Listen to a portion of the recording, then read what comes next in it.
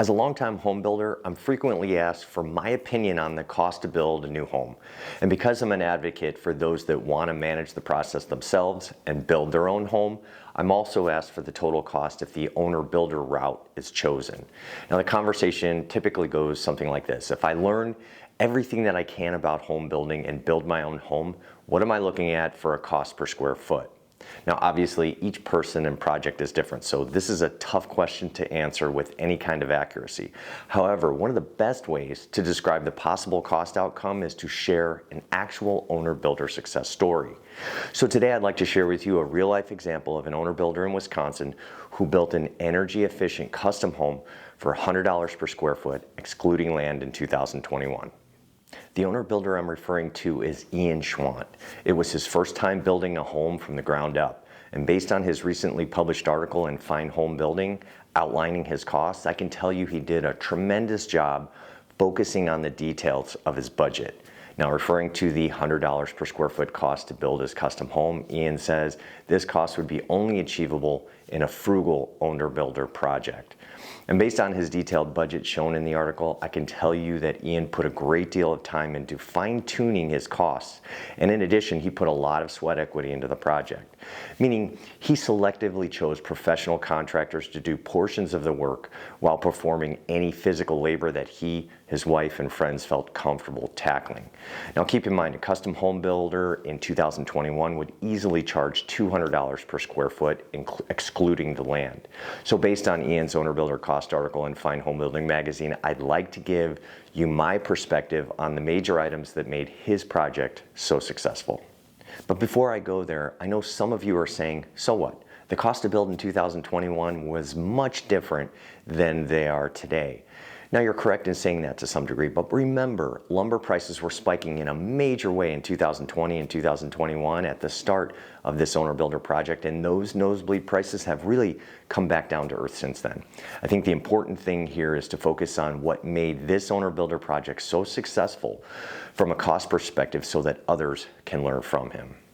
So back to the items that made this owner-builder project successful from a cost perspective. First, Ian found local contractors that would allow him to perform some of the labor to lower his costs. Working alongside pro tradespeople allows the owner-builder to save money while still utilizing the trade's expertise and specialized tools and equipment. Can you imagine trying to rent foundation wall forms to pour your own concrete foundation walls? In my opinion, that would be nuts and would most likely lead to an inferior product. Instead, Ian chose to work alongside his foundation contractor to put in some sweat equity while still getting a quality end product. So you might be saying to yourself, will contractors really allow this? If you can convince them that you will actually put in the work, yes. It's crazy difficult to find good construction workers these days, so most trade contractors will welcome the extra help. The second major reason for Ian's success is that he created a spreadsheet for his estimated budget and updated that spreadsheet with actual costs as the project progressed. Now, this is a great way to make certain that the bank loan will last until the end of the project. New owner builders have a tendency to get excited about the project and start adding things along the way, which ultimately adds costs and can quickly blow a budget. In the middle of the project, you might say to yourself, maybe I'll add a bigger deck or a higher efficiency furnace, or now is the perfect time to upgrade to gourmet appliances. The problem with these types of upgrades added during the build is the extra costs are not in the budget. Now, this can lead the owner builder to a very nice partially finished home with no money to finish it. Another reason for the success on this project was the choice to develop a relationship with a local lumber supplier to supply the entire rough framing package. By having a single supplier provide the rough lumber, floor joists, and ceiling trusses, essentially the entire rough framing package, Ian was able to utilize their in-house estimating and engineering services. Now, taking advantage of the estimating department frees up the owner builder to focus their time and energy on other things. And by comparing competing bids, the owner builder can look for inconsistencies in the estimates to find any missing items or miscalculations. And most suppliers will provide stamped engineered drawings for manufactured floor joists and roof trusses, which can help keep costs down if your local building department requires engineered stamps on the drawings.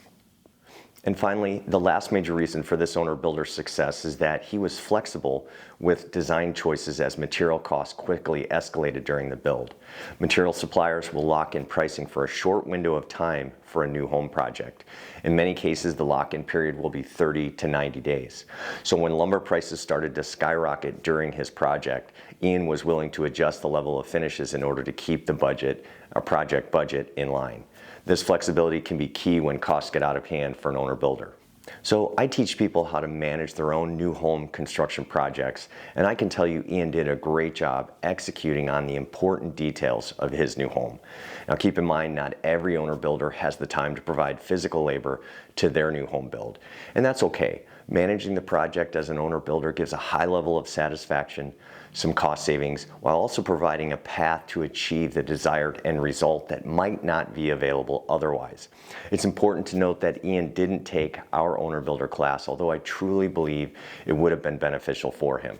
I'll put a link to this article discussed in this video in the video description, and if you're interested in learning more about building your own home, stop by and see us at ownerbuilderclass.com.